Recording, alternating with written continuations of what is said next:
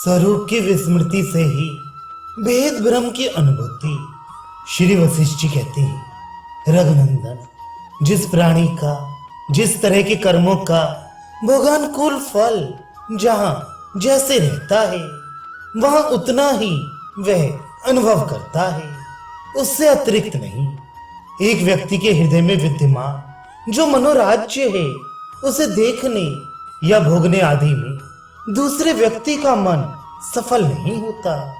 यह जो असफलता को प्राप्त हुई मन की स्थिति है वही उसके विच्छेद यानी नानात्व में हेतु है। यूं जानना चाहिए, उस मन के भेद से ही जीवों के भी भेद होते हैं।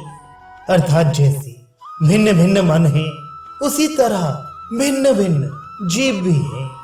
जैसे स्वयं अपने ज्ञान के अभाव से कड़े कंगन आदि के रूप को प्राप्त होता है, उसी प्रकार जिसे अपने स्वरूप का ज्ञान नहीं है उस चेतन ने स्थूल देह को स्वीकार करके संसार रूपणी अविद्या का मिथ्या ही अनुभव किया है। संपूर्ण जीव समूहों का आत्मा स्वयं ही अपने संकल्प से जागृत, स्वप्न और सुषुप्ति नामक तीनों अवस्थाओं को प्राप्त हुआ है। इन अवस्थाओं में शरीर कारण नहीं है। इस प्रकार जागृत आदि तीन अवस्था रूप आत्मा में ही जीवत्व है, अर्थात वह आत्मा ही जीव रूप से स्फुरित हो रहा है। इसमें शरीरत्व का विकास नहीं है। तात्पर्य है कि जैसे जल ही लहर एवं भंवर आदि के रूप में विख्यात होता है, यह तात्विक दृष्टि प्राप्त होने पर जल में उससे पृथक लहर आदि की सत्ता नहीं रहती। उसी प्रकार जीवात्मा ही जागृत आदि अवस्था रूप है। ये विचार दृढ़ होते ही जीव से पृथक देह की वास्तविक सत्ता शेष नहीं रह जाती। इसी प्रकार तत्वज्ञ पुरुष सुषुप्ति अवस्था के अवसान भूत तुर्य पद रूप सच्चिदानंद घन परमात्मा पद को ज्ञान द्वारा प्राप्त करके संसार से निवृत्त हो जाता है। परंतु जो मूढ़ जीव है वही सृष्टि में प्रवृत्त होता है।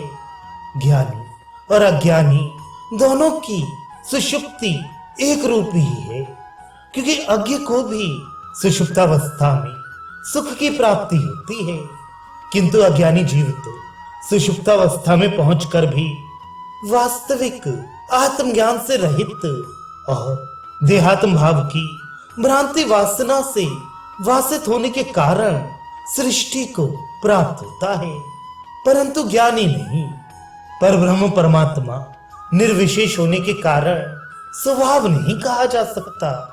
निर्विकार, अद्वितीय और असंग होने के कारण जो वास्तव में किसी का कारण नहीं है, तथापि संपूर्ण प्रपंच के आरोप का अधिष्ठान रूप से आदि कारण है। उस निर्विशेष परब्रह्म परमात्मा में वस्तुतः कारण एवं निमित्त आदि वस्तु की भी संभावना नहीं है। अतः ब्रह्म में बिना किसी कारण के ही प्रतीत होने वाला यह जगत मिथ्या ही है। सार वस्तु ब्रह्म का ही विचार करना उचित है। असार वस्तु दृश्य संसार के विचार से क्या लाभ? बीज अपने स्वरूप का त्याग करके अंकुर आदि के क्रम से फल रूप में परिणत होता देखा जाता है, परंतु ब्रह्म वैसा नहीं है। वह अपने स्वरूप का त्याग किए बिना ही जगत रूप अध्यारोप का अधिष्ठान रूप से कारण होता है। बीज का अवयव आदि सब कुछ साकार है, अतः उससे निराकार परम पद रूप ब्रह्म की तुलना करना उचित नहीं।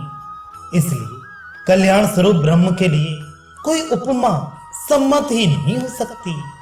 अपने को दृश्य रूप में देखने वाला दृष्टा अपने वास्तविक स्वरूप आत्मा को नहीं देख सकता, इसलिए उसे अनर्थ की प्राप्ति होती है। जिसकी बुद्धि प्रपंच से आक्रांत हो, ऐसे किसी पुरुष को अपनी यथार्थ स्थिति का ज्ञान नहीं होता।